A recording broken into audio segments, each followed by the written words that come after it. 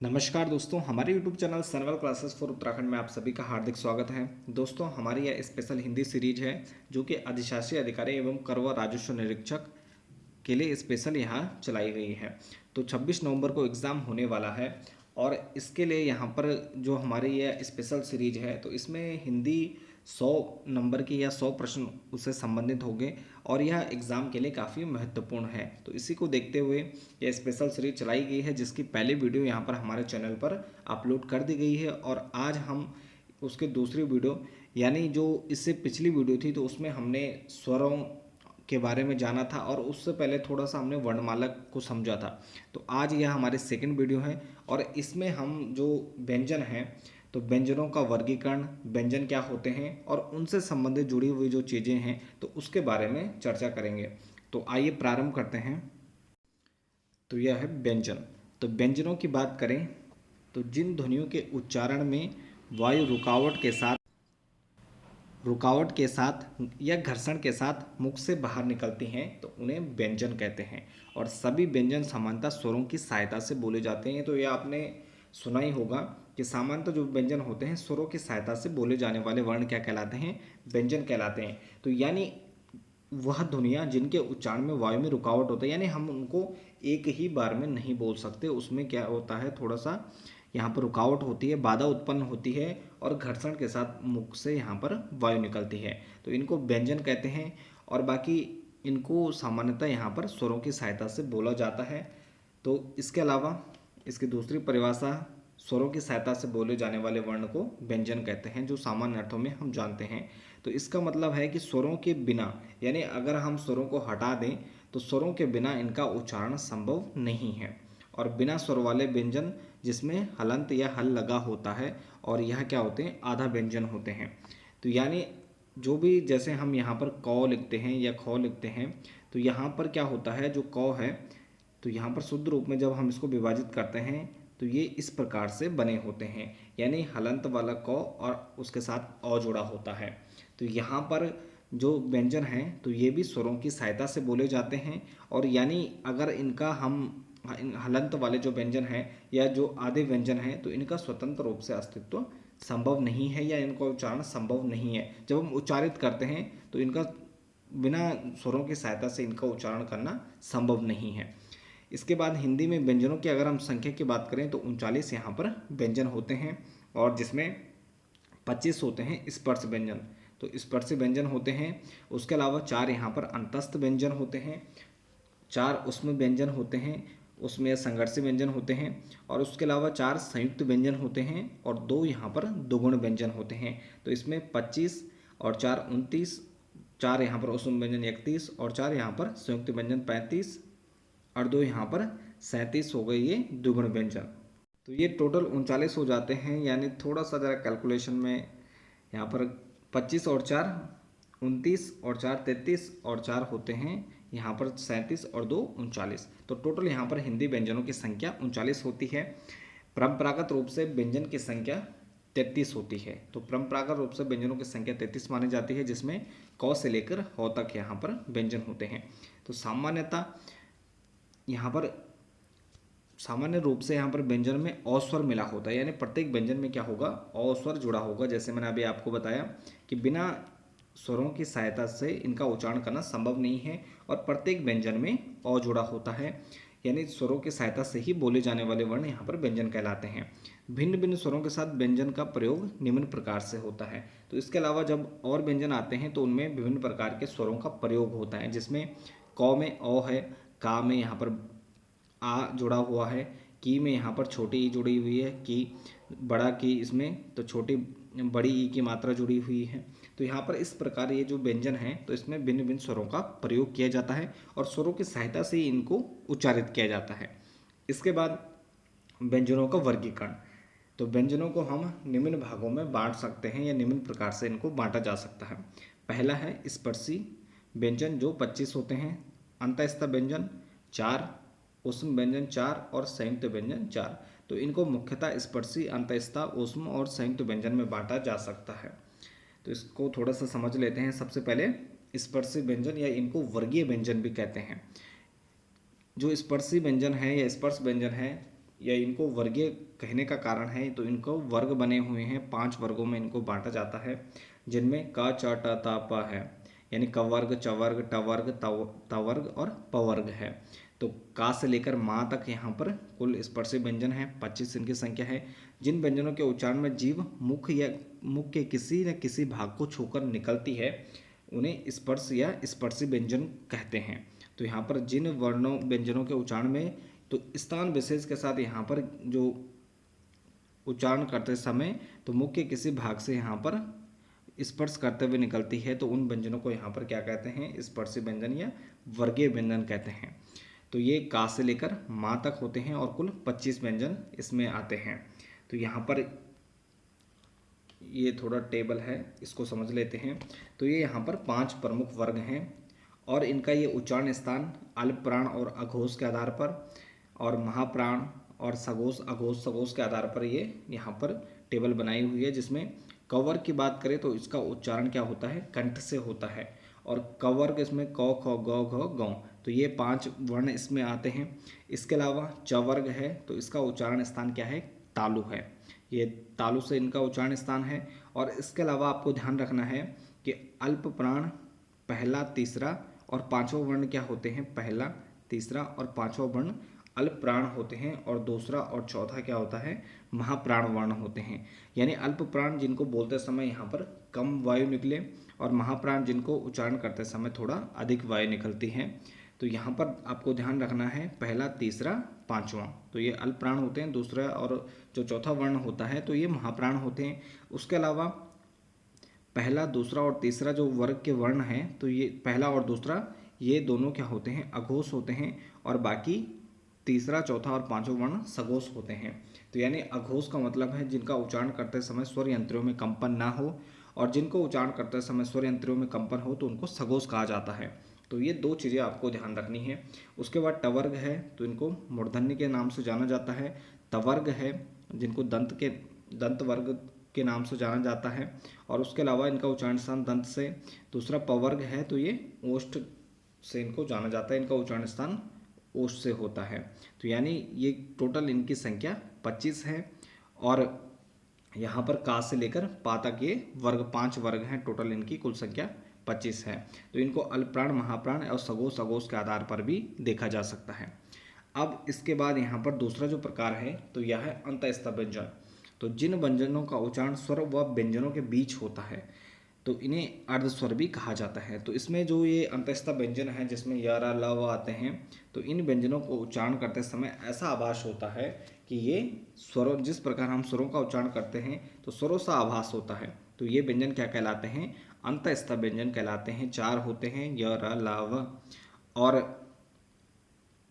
इनका उच्चारण स्थान और वर्ग की बात करें तो यहाँ पर जो य है तो ये तालव्य वर्ग से है, और तालु इसका उच्चारण स्थान है। रौ की बात करें तो वट से है, दंतमूल और मसूड़ा से यहाँ पर उच्चारण स्थान है रौ का।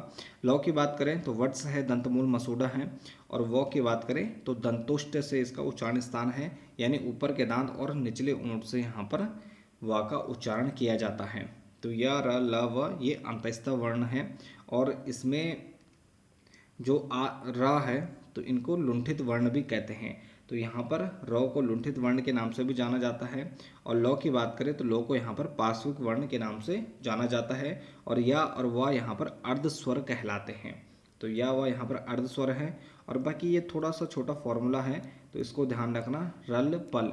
तो यानी यहाँ पर र क्या है, लुंठित है, और जो यहाँ पर जो वा वर्ण है और जो यहाँ पर ला है तो वह पार्श्विक है। तो ये छोटा सा फॉर्मूला है, इसको ध्यान रखना, रल पल। इसके बाद इससे संबंधित एक प्रश्न है कि निम्न में से अर्धस्वर किसे कहते हैं। तो यहाँ पर आपको बताना है कि अर्धस्वर कौन से हैं। तो या, व, ला, रा, या और ला, या। तो यहाँ पर सही हो जाएगा फर्स्ट, यानी या और वा क्या कहलाते हैं, ये अर्धस्वर कहलाते हैं।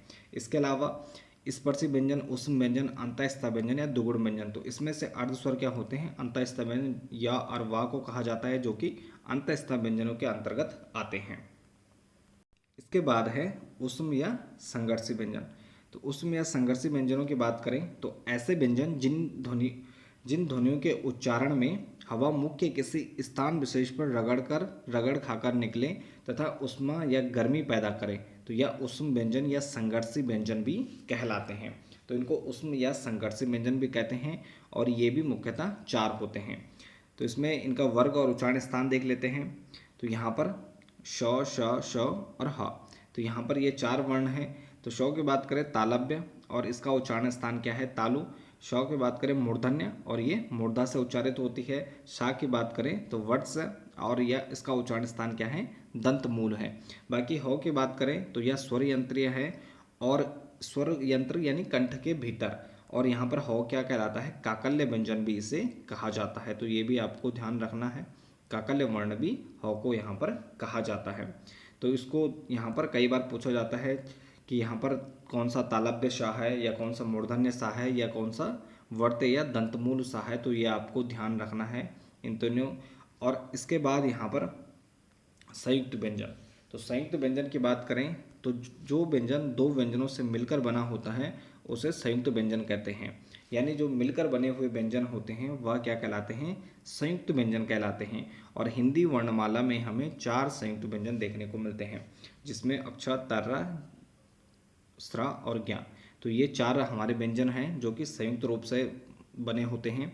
तो अक्षर की बात करें तो यहाँ पर क और सौ से मिलकर बने होते हैं। और इसको जब हम इसका वर्ण विच्छेद करते हैं तो ये कुछ इस प्रकार से होता है, क्योंकि हम जानते हैं कि जो शौ है तो यह भी क्या है शुद्ध रूप से या इसमें स्वर जुड़ा होता है। तो इस प्रकार इसका विभाजन किया जा सकता है। तो इसी प्रकार अगर हम त्रा की बात करें त और रा से, और वर्ण विच्छेद की बात करें तो रौ भी यहाँ पर शुद्ध रूप से हलंत और औ से मिलकर बना है। श्र की बात करें श और रा से मिलकर बना है। ज्ञा की बात करें जौ और या से यह मिलकर बना है। इसके बाद यहाँ पर उच्छिप्त व्यंजन। तो ऐसे व्यंजन जिनके उच्चारण में जीभ पहले ऊपर उठकर मूर्धा को स्पर्श करें और उसके बाद यहाँ पर झटके के साथ नीचे को आए तो यह क्या कहलाते हैं उच्छिप्त व्यंजन कहलाते हैं। जैसे डो ढो। तो यहाँ पर इस प्रकार के जो व्यंजन हैं तो क्या कहलाते हैं उच्छिप्त व्यंजन कहलाते हैं, जिसमें मुख्यतः ट वर्ग आता है। तो ट वर्ग के जो व्यंजन हैं तो इनका उच्चारण करते समय यहाँ पर जो जीभ है पहले मूर्धा को स्पर्श करती है, उसके बाद झटके के साथ नीचे आती है। तो यहाँ पर मुख्यतः ड और ढ जिनमें बिंदी लगी होती है नीचे, इनको उच्छिप्त व्यंजन कहा जाता है। और इसके अलावा यहाँ पर दुगुण व्यंजन भी इनको कहते हैं। तो ट वर्ग को यहाँ पर उच्छिप्त व्यंजन भी कहते हैं, लेकिन ड ढ यहाँ पर जिनके नीचे यहाँ पर बिंदी लगी होती है तो यह मुख्यतः क्या कहलाते हैं दुगुण व्यंजन भी कहलाते हैं। अब ड और ढ की बात करें जिसमें बिंदी लगी होती है तो यह क्या है मूर्धन्य, और इनका जो उच्चारण स्थान क्या है मूर्धा है। तो मूर्धन्य वर्ग में इनको रखा जाता है और इनका उच्चारण स्थान क्या है मूर्धा है। तो ये हिंदी के क्या है नवीन विकसित व्यंजन हैं और यह संस्कृत भाषा में नहीं थे। तो ये हिंदी के क्या है नवीन विकसित व्यंजन हैं, तो यह संस्कृत भाषा में शामिल नहीं थे। तो ये आपको ध्यान रखना है। लेकिन जब हम स्पर्शी व्यंजनों की बात करें तब इसमें इनको शामिल नहीं किया जाता, इनको अलग से रखा जाता है। तो इनको यहाँ पर द्विगुण व्यंजन के अंतर्गत रखा जाता है। इसके बाद वर्णों का वर्गीकरण। तो इसके बाद फर्स्ट है घोषत्व के आधार पर। तो घोष का अर्थ है स्वर यंत्रों में स्वर यंत्र ध्वनि में कंपन, यानी बोलते समय स्वर यंत्र ध्वनि में कंपन क्या कहलाता है घोषत्व कहलाता है या घोष कहलाता है। इसके बाद यहाँ पर अघोष व्यंजनों की बात करें तो जिन व्यंजनों के उच्चारण में स्वर यंत्र में कंपन नहीं होता है तो वो क्या कहलाते हैं अघोष कहलाते हैं। और इसमें हर वर्ग का क्या होता है प्रथम और द्वितीय व्यंजन क्या होता है हर वर्ग का, जिसमें जैसे हमारे का वर्ग है चा वर्ग है तो इसका पहला और दूसरा व्यंजन क्या होगा अघोष होगा। और उसके अलावा शो शो शो जो तीनों सा हैं तो ये क्या होते हैं ये भी अघोष होते हैं, और बाकी हा इसमें क्या होता है सघोष होता है। तो ये आपको ध्यान रखना है कि इसमें अघोष में स्वर यंत्र में कंपन नहीं होता है बोलते समय, यानी उच्चारण करते समय स्वर यंत्र में कंपन नहीं होना क्या कहलाता है अघोष कहलाता है। और जिसमें बोलते समय उच्चारण में स्वर यंत्र में ध्वनि में कंपन होता है वह क्या कहलाता है घोष कहलाता है। तो इसका पहला और दूसरा और बाकी जो तीनों इसमें सा हैं वो क्या होते हैं अघोष होते हैं। इसके बाद सघोष या घोष की बात करें तो जिन व्यंजनों के उच्चारण में स्वर यंत्र में कंपन होता है सघोष कहलाते हैं, जिसमें कंपन होगा वह सघोष, जिसमें नहीं होगा वह अघोष कहलाता है या घोष व्यंजन भी कहलाते हैं, जिनको सघोष या घोष भी कहा जाता है। तो हर वर्ग का तीसरा चौथा और पांचवा वर्ण क्या कहलाता है सघोष कहलाता है। उसके अलावा जो अंतस्थ व्यंजन है य, र, ल, व और हा, इसमें क्या होता है, सगोश होते हैं। और इसके अलावा सभी जो स्वर होते हैं वह भी क्या होते हैं, सगोश होते हैं। तो सभी स्वर यहाँ पर सगोश होते हैं। उनका उच्चारण करते समय यहाँ पर स्वर यंत्र में कंपन होता है। इसके बाद प्राणत्व के आधार पर, प्राण का अर्थ है हवा या सांस से है। तो यहाँ पर प्राण का मतलब क्या है, हवा या सांस, यानी उच्चारण करते समय यहाँ पर हवा के निकलने के आधार पर इनको रखा जाता है। पहला है अल्प प्राण व्यंजन। तो अल्प प्राण का मतलब है कि जिन व्यंजनों के उच्चारण में मुख से हवा कम निकलती है, यानी हवा कम निकले तो वह अल्प प्राण, और हवा अधिक निकले तो वह महाप्राण। तो यहाँ पर हर वर्ग का पहला, तीसरा और पांचवा वर्ण क्या होता है, अल्प प्राण होता है। तो पहला, तीसरा और पांचवा वर्ण तो ये अल्प प्राण होते हैं। और उसके अलावा अंतस्थ व्यंजन जो होते हैं तो ये क्या कहलाते हैं, अल्प प्राण के अंतर्गत आते हैं। इसके अलावा यहाँ पर महाप्राण की बात करें तो जिन व्यंजनों के उच्चारण में मुख से हवा अधिक निकलती है, यानी बोलते समय, उच्चारण करते समय जिन वर्णों के यहाँ पर उच्चारण करते समय मुख से हवा अधिक निकलती है तो वह महाप्राण कहलाते हैं। हर वर्ग का दूसरा, चौथा और ऊष्म व्यंजन या संघर्षी व्यंजन क्या कहलाते हैं, जिसमें तीनों श आते हैं, ये महाप्राण कहलाते हैं। इसके बाद प्रश्न है कि निम्न में से अल्प प्राण व्यंजन है तो ख, स्वर, चा या स्वर व चा दोनों।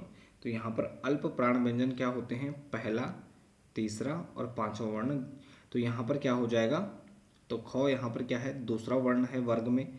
स्वर की बात करें तो यहाँ पर सभी स्वर क्या होते हैं, अल्प प्राण होते हैं। तो यहाँ पर इसका सही आंसर क्या हो जाएगा, डी हो जाएगा, यानी स्वर और चा यहाँ पर दोनों हो जाएंगे। इसके बाद है अयोगवा।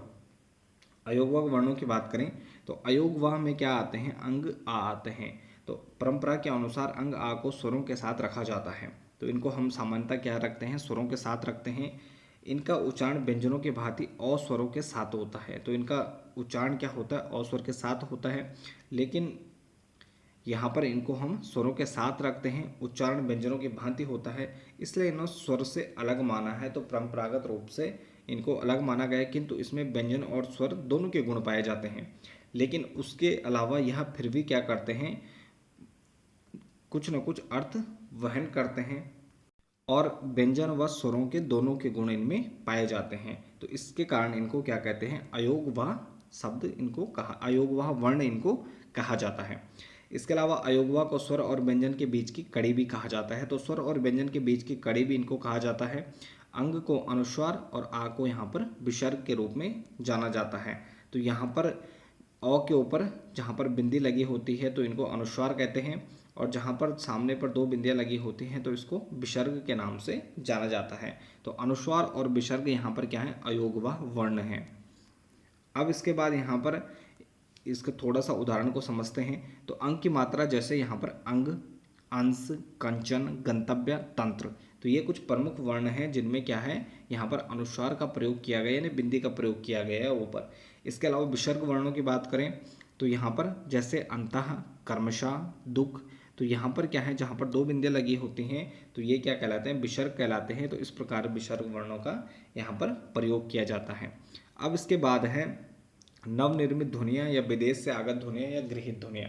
तो अरबी, फारसी ध्वनियाँ, आगत व्यंजन। यहाँ पर उर्दू भाषा के शब्दों का सही उच्चारण देने के लिए कुछ व्यंजनों जिसमें क, ख, ग, ज, फ के नीचे तल बिंदु या नुक्ता का प्रयोग इसमें किया जाता है, जैसे जिंदगी, गज़ल, जख्म। तो इस प्रकार के यहाँ पर जो वर्ण होते हैं तो यह अरबी, फारसी ध्वनियाँ या इनको आगत व्यंजन के नाम से जाना जाता है, और इनके नीचे क्या है, बिंदी लगी होती है। तो ये नीचे तल बिंदु या नुक्ता भी इसे कहा जाता है। इस प्रकार के जो वर्ण हैं अरबी, फारसी ध्वनियाँ हैं तो इनको आगत व्यंजन के नाम से जाना जाता है। इसके बाद अंग्रेजी ध्वनियाँ, आगत स्वर। तो अंग्रेजी भाषा के कुछ शब्दों का यहाँ पर सही सही उच्चारण के लिए देवनागरी में लिखते समय इनमें अ या अर्ध चांद का प्रयोग किया जाता है। तो इन्हें यहाँ पर आगत स्वर भी कहते हैं, जैसे अ। तो यहाँ पर जैसे हम डॉक्टर लिखते हैं तो अर्ध चांद का प्रयोग होता है, या कॉलेज लिखते हैं तो अर्ध चांद का इसमें प्रयोग किया जाता है। तो ये यहाँ पर अंग्रेजी ध्वनि से संबंधित आगत स्वर हैं। अब इसके बाद यहाँ पर द्वित्व व्यंजन है। तो द्वित्व व्यंजन की बात करें तो जब किसी शब्द में किसी एक ही व्यंजन की आवृत्ति क्या होती है, लगातार होती है, तो वहाँ पर द्वित्व व्यंजन होता है। तो उदाहरण यहाँ पर जैसे बच्चा, दिल्ली, बन्ना और उज्ज्वल। तो यहाँ पर हम देखते हैं जैसे दिल्ली है तो यहाँ पर क्या है, दो ला यहाँ पर आ रहे हैं, पहला और दूसरा। तो यहाँ पर दो व्यंजन की आवृत्ति हो रही है, लगातार उनका प्रयोग हो रहा है, एक ही व्यंजन की आवृत्ति हो रही है बार बार। तो यहाँ पर ये व्यंजन क्या कहलाते हैं, इस प्रकार के जो शब्द हैं तो यह क्या कहलाते हैं, द्वित्व व्यंजन कहलाते हैं। तो यहाँ पर दो वर्णों का, दो व्यंजनों का आवृत्ति एक ही बार होना, तो यह क्या कहलाता है, द्वित्व व्यंजन कहलाता है। तो इसके बाद कारांत शब्द, जब किसी शब्द का अंत किसी स्वर से होता है तब उसे उस शब्द का स्वर का कारांत कहते हैं। जैसे अकारांत, आकारांत, इकारांत, ईकारांत, उकारांत, औकारांत या औकारांत। तो इस प्रकार ये क्या है, जब किसी शब्द का अंत स्वर से होता है तो उस शब्द का, उस स्वर का कारांत कहा जाता है। तो यहाँ पर कुछ उदाहरण हैं, जैसे मोहन। तो यहाँ पर लास्ट में क्या आ रहा है, ना आ रहा है, नौ धन औ, तो ये क्या हो जाएगा, अकारांत हो जाएगा। राजू, तो इसमें ऊ आ रहा है, बड़ी ऊ की मात्रा आ रही है तो जो प्लस ऊ हो जाएगा, तो ये क्या हो जाएगा, उकारांत हो जाएगा। बच्चों, तो यहाँ पर क्या आ रहा है, अनुस्वार बिंदी आ रही है तो चौ प्लस ओ, ये क्या होगा, अंकारांत हो जाएगा। तो ये इस प्रकार के यहाँ पर ये कारांत के उदाहरण हैं। तो फिलहाल तो हिंदी की इस सेकंड वीडियो में फिलहाल इतना ही। तो ये व्यंजन और व्यंजनों का वर्गीकरण को हमने समझा। तो इसके साथ ही इस वीडियो को यहीं पर समाप्त करते हैं। बाकी मिलते हैं एक नेक्स्ट टॉपिक के साथ। बाकी आप बने रहे हैं सैनवाल क्लासेस के साथ। धन्यवाद।